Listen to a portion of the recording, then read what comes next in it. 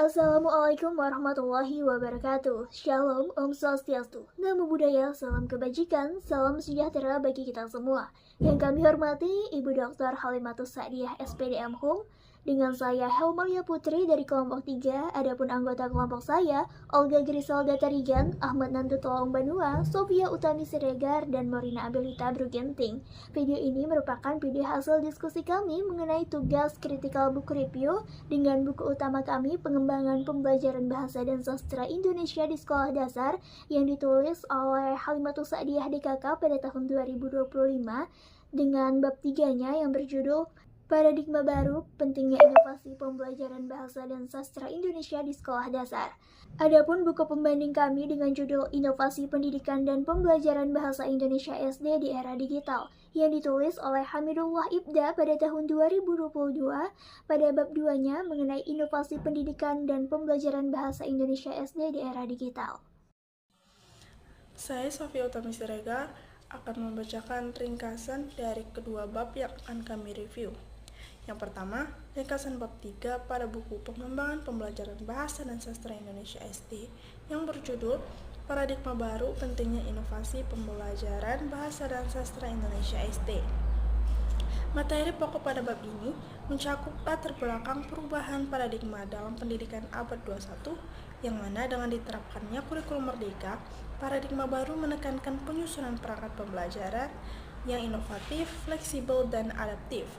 Selain itu, inovasi dalam penyusunan perangkat pembelajaran sangat dibutuhkan untuk menjawab tantangan di era digital, di mana tantangannya yaitu bagaimana memanfaatkan teknologi dengan bijak tanpa menyebabkan ketergantungan pada perangkat digital dan menurunkan interaksi langsung antara guru dan siswa. Namun, teknologi juga memungkinkan penyajian materi pembelajaran yang lebih menarik dan membuka peluang inovasi melalui integrasi literasi data, literasi digital, manusia, bahasa, dan budaya. Dampak globalisasi pada pendidikan bahasa dan sastra Indonesia SD di satu sisi memperluas akses terhadap informasi dan sumber belajar dari seluruh dunia. Namun, kondisi ini juga menuntut penguasaan literasi yang lebih tinggi. Dan peran pendidikan dalam membentuk generasi literat, yaitu dengan pengembangan pembelajaran yang fleksibel dan adaptif yang dapat mengakomodasi pengembangan kurikulum, kebijakan pendidikan, maupun tuntutan dunia kerja yang terus berubah.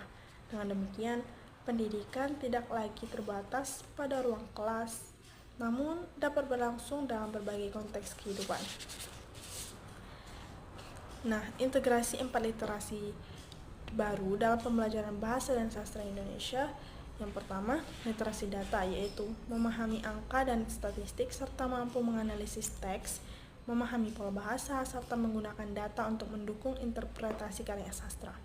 Yang kedua, literasi teknologi, yaitu menggunakan, memahami, dan mengevaluasi teknologi secara efektif dalam proses pembelajaran.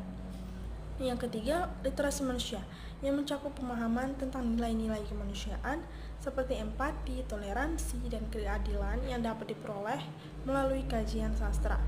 Yang keempat, literasi bahasa seperti mendengarkan, berbicara, membaca, dan menulis. Dan implikasi dan manfaat inovasi dalam pembelajaran bahasa dan sastra Indonesia SD melalui inovasi yang mengangkat budaya lokal dalam pembelajaran dapat memberikan dampak yang signifikan. Proses ini tidak hanya mengasah keterampilan literasi, proses ini juga mendorong kemampuan berpikir kritis, kolaborasi, serta kebanggaan terhadap budaya daerah masing-masing. Dan juga hal ini dapat menciptakan lingkungan pembelajaran yang lebih dinamis dan kreatif, serta dapat membangun generasi yang berkarakter, kompeten, dan berdaya saing global tanpa kehilangan akar budaya lokalnya. Selanjutnya, ringkasan bab 2 pada buku Inovasi Pendidikan dan Pembelajaran Bahasa Indonesia SD Era Digital, yang mana buku bab ini mengangkat 4 inovasi dalam pembelajaran bahasa Indonesia di SD melalui pembelajaran yang berbasis ICT atau teknologi informasi komputer, sehingga problematika dapat dipecahkan serta tujuan dapat terrealisasi. Yang pertama, inovasi pembelajaran bahasa Indonesia SD melalui YouTube, yang mana situs ini dapat menjadi sumber belajar dan media pembelajaran digital dalam pembelajaran bahasa Indonesia di SD dengan berbagi video online. Yang kedua, inovasi pembelajaran Indonesia SD melalui Instagram, yaitu dengan membagikan konten sesuai materi pembelajaran atau memanfaatkan live bersama sebagai media pembelajaran. Yang ketiga, inovasi pembelajaran bahasa Indonesia SD melalui Zoom Meeting. Guru bisa melaksanakan pembelajaran secara live bersama dengan peserta didiknya untuk keperluan rapat, diskusi, dan kegiatan akademik lainnya secara online.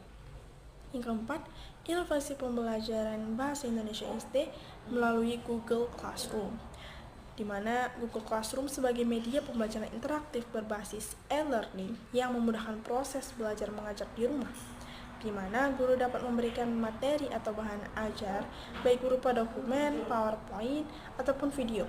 Selain itu, guru juga dapat membuat daftar hadir secara online di Google Classroom. Segitu saja ringkasan yang dapat saya sampaikan.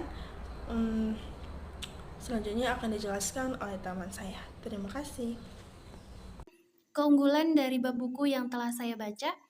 Keunggulan dari buku utama pada bab 3 yang berjudul Paradigma Baru Pentingnya Inovasi Pembelajaran Bahasa dan Sastra Indonesia Sekolah Dasar, yaitu pada bab ini pembahasannya sangat relevan dengan tuntutan pendidikan abad 21. Isi bab buku ini menekankan pentingnya inovasi pembelajaran bahasa dan sastra Indonesia di sekolah dasar dengan mengaitkannya pada penguasaan literasi data, teknologi manusia, dan budaya. Dan pemanfaatan teknologi digital seperti media interaktif, aplikasi berbasis AI, dan pembelajaran online juga menjadi nilai tambah karena memberikan gambaran konkret penerapan pembelajaran yang sesuai dengan perkembangan zaman. Dan pada bab buku ini juga menonjolkan integrasi kearifan lokal dalam pembelajaran seperti melalui cerita rakyat, tradisi lisan, pantun, dan peribahasa yang mampu menumbuhkan karakter serta kecintaan siswa terhadap budaya bangsa. Dan kelebihan lainnya dari bab buku ini yaitu output pembelajaran berupa esai kritis dan proyek mini yang bersifat aplikatif, sehingga melatih kita sebagai mahasiswa atau calon guru berpikir kritis sekaligus kreatif dalam merancang perangkat pembelajaran yang menggabungkan teknologi digital dengan kearifan lokal. Keunggulan dari bab 2, buku pembanding yang berjudul Inovasi Pendidikan dan Pembelajaran Bahasa Indonesia Sekolah Dasar di Era Digital, yaitu bab ini memberikan gambaran yang lengkap mengenai berbagai bentuk inovasi pendidikan bahasa Indonesia di era digital. Uraiannya menekankan pentingnya pemanfaatan teknologi untuk menjadikan pembelajaran lebih interaktif, menarik, dan relevan dengan dunia siswa. Dengan menghadirkan pembahasan dari aspek umum inovasi pendidikan hingga contoh konkret melalui media digital. Bab ini memperlihatkan bagaimana pembelajaran bahasa Indonesia dapat berkembang sesuai kebutuhan abad 21. Selain itu, setiap subbab pada bab ini menghadirkan inovasi yang dekat dengan kehidupan siswa, misalnya melalui YouTube dan Instagram yang mampu menarik minat belajar dengan konten visual dan kreatif. Google Classroom yang memudahkan pengelolaan tugas serta komunikasi, dan Zoom Meeting yang mendukung interaksi langsung secara virtual. Dan bab ini juga tidak hanya menyajikan konsep teoritis, tetapi juga memberikan alternatif praktis yang aplikatif bagi guru untuk mengintegrasikan teknologi digital ke dalam pembelajaran bahasa Indonesia. Kedua bab dari kedua buku ini memiliki keterkaitan yang erat. Buku utama, bab 3 tentang paradigma baru pentingnya inovasi pembelajaran bahasa dan sastra Indonesia Sekolah Dasar, memberikan landasan konseptual bahwa pembelajaran harus bertransformasi menjadi lebih kreatif, kritis, dan relevan dengan tuntutan abad 21. Sedangkan buku pembanding bab 2 tentang inovasi pendidikan dan pembelajaran bahasa Indonesia Sekolah Dasar di era digital menjadi implementasi nyata dari paradigma tersebut melalui pemanfaatan platform digital seperti YouTube, Instagram, Google Classroom, dan Zoom Meeting.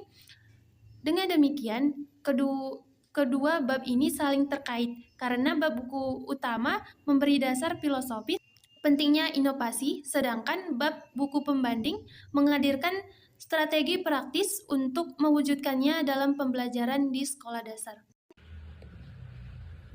Assalamualaikum warahmatullahi wabarakatuh. Saya Ahmad Nandatlan Benua akan menjelaskan tentang kelemahan buku yang kami bahas, yaitu Critical Book Review. Dari buku pertama, yaitu kelemahannya, buku ini membahas berbagai tema besar tentang inovasi pembelajaran bahasa Indonesia SD, seperti pentingnya literasi, globalisasi, hingga integrasi literasi baru. Struktur bab dan subbab ini di buku ini lebih banyak memaparkan konsep dan teori, tetapi sangat minim dalam memberikan contoh aplikasi praktis, studi kasus, atau pengalaman konkret guru di lapangan.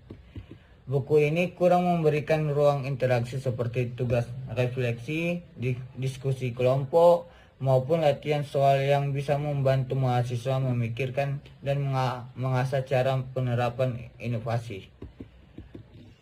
Cukupan materi pada bab-bab tertentu tampak tidak seimbang. Beberapa topik seperti implementasi dan manfaat inovasi hanya ditetapkan di satu subbab, sementara isu besar lain seperti globalisasi atau tantangan digital dibahas cukup singkat. Pada daftar isi tidak terlihat adanya rujukan langsung ke sumber-sumber pustaka yang relevan atau terbaru. Dari buku kedua yang saya dapat dari kelemahannya, yaitu buku ini membahas beberapa platform digital seperti Instagram, Zoom Meeting, dan Google Classroom untuk pembelajaran bahasa Indonesia SD. Namun penjelasannya terasa kurang mendalam pada setiap platformnya. Kelemahannya lain adalah sedikit contoh studi kasus atau praktik nyata yang diangkat dari pengalaman guru atau siswa di lapangan. Ada kemungkinan literatur yang digunakan kurang banyak atau belum mencakup referensi terbaru terkait inovasi pembelajaran digital. Buku ini membahas tentang implementasi inovasi pembelajaran, tetapi belum membahas secara jelas hasil atau evaluasi dari implementasi tersebut di sekolah dasar. Sebagai mahasiswa, buku ini terasa kurang interaktif karena didominasikan paparan materi satu arah tanpa ada latihan, seperti refleksi atau diskusi di akhir bab. Baik, sekian dari penjelasan dari saya. Terima kasih. Dalam mengimplementasikan inovasi pembelajaran bahasa dan sastra Indonesia di sekolah dasar yang dapat dilakukan dengan menerapkan prinsip media pembelajaran bahasa dan sastra Indonesia SD di era digital. Nah, hal ini agar apa? Hal ini akan membuka peluang bagi guru bahasa Indonesia, terkhususnya guru sekolah dasar, dalam mengeksplor berbagai inovasi terkini. Nah, jadi inovasi pembelajaran bahasa dan sastra Indonesia ini juga dilakukan melalui media-media ataupun alat teknologi lainnya yang dapat dilakukan, yang dapat dijadikan sebagai inovasi pembelajaran di SD, baik itu melalui aplikasi YouTube, Instagram, Google Classroom, maupun Zoom Meeting. Dan selain itu, guru perlu merancang pembelajaran dengan memilih media digital yang sesuai dengan tujuan pembelajaran dan karakteristik belajar siswa yang beragam. Contohnya pada aplikasi YouTube. YouTube dapat digunakan untuk menyajikan video pembelajaran yang interaktif, aktif, dan menarik tentunya. Kita sebagai calon guru sekolah dasar juga diharapkan untuk mampu meningkatkan kemampuan kita dalam menggunakan teknologi digital ini, baik itu mengoperasikan media, memanfaatkannya, mengembangkannya, hingga dapat menyajikan sebuah media pembelajaran yang interaktif. Nah, contoh lainnya juga pada aplikasi media sosial, contohnya Instagram. Instagram ini dapat kita gunakan untuk pembuatan tugas-tugas yang kreatif, seperti membuat cerita, gambar, gitu kan, untuk sebuah karangan yang dapat dipublikasikan sehingga siswa itu bisa berperan aktif dalam meningkatkan kemampuan berbahasa mereka juga. Dan selain itu, guru dapat mendorong siswa untuk terus berinovasi dalam mengembangkan konten pembelajaran yang kreatif seperti membuat video, podcast, kuis interaktif mungkin. Nah, hal ini yang akan meningkatkan motivasi belajar siswa yang mempermudah guru dalam menyajikan sebuah materi dengan metode yang lebih variatif nantinya, gitu. Nah, dengan hal itu, sekolah juga perlu memperhatikan ketersediaan perangkat teknologi dan akses internet itu memadai di sekolah. Karena apa? Karena agar implementasi pembelajaran media digitalnya ini dapat berjalan secara lancar gitu. Nah, selain dari dukungan dari pihak sekolah, dukungan dari orang tua juga nggak kalah pentingnya. Karena apa? Agar dapat mendukung sebuah keberhasilan pembelajaran berbasis digital ini tidak hanya di sekolah aja, tetapi di rumah juga. Nah, dengan hal tersebut, pembelajaran bahasa dan sastra Indonesia di sekolah dasar ini dapat menjadi lebih menarik, efektif, dan tentunya relevan dengan perkembangan teknologi dan gaya belajar siswa saat ini di era digital. Karena inovasi media pembelajaran digital ini tidak hanya meningkatkan kualitas pembelajaran saja, tetapi juga membekali siswa dalam kemampuan literasi digital yang sangat penting untuk kebutuhan masa depan nanti. Baik, perkenalkan saya Olga Gersalda Tarigan. Saya akan menjelaskan kesimpulan dan saran dari Critical Book Review ini. Jadi, kedua buku sama-sama menekankan pentingnya inovasi pembelajaran bahasa Indonesia di sekolah dasar, tetapi dengan fokus yang berbeda. Buku utama lebih menyoroti konsep dan arah besar pendidikan di abad 21. Buku ini menjelaskan bahwa perangkat pembelajaran harus inovatif, fleksibel, dan adaptif terhadap perkembangan teknologi serta tantangan globalisasi, namun tetap berakar pada budaya lokal. Pembelajaran diharapkan mampu membentuk generasi yang literat, kritis, dan kreatif, serta berkarakter melalui integrasi literasi baru, serta kearifan lokal dalam konteks digital. Sebaliknya, buku pembanding lebih menekankan penerapan nyata inovasi melalui media digital seperti YouTube, Instagram, Google Classroom, dan Zoom Meeting. Dengan penggunaan platform ini, pembelajaran bahasa Indonesia di SD diharapkan menjadi lebih interaktif, menarik, dan sesuai dengan perkembangan zaman. Buku ini juga mengingatkan bahwa inovasi harus menyentuh aspek kognitif, afektif, psikomotor, dan sikap siswa. Dengan demikian, buku utama memberi pondasi teoritis dan filosofi pentingnya inovasi, sedangkan buku pembanding menawarkan strategi praktis yang bisa langsung diterapkan. Jika dipadukan, keduanya saling melengkapi untuk menciptakan pembelajaran bahasa Indonesia yang modern, bermakna, dan relevan bagi siswa SD. Untuk saran, buku utama sebaiknya dilengkapi contoh konkret di SD. Buku pembanding perlu memperdalam bahasan media digital dan evaluasi penerapan. Keduanya bisa ditambah latihan atau refleksi agar lebih interaktif bagi pembaca. Sekian dari saya, terima kasih.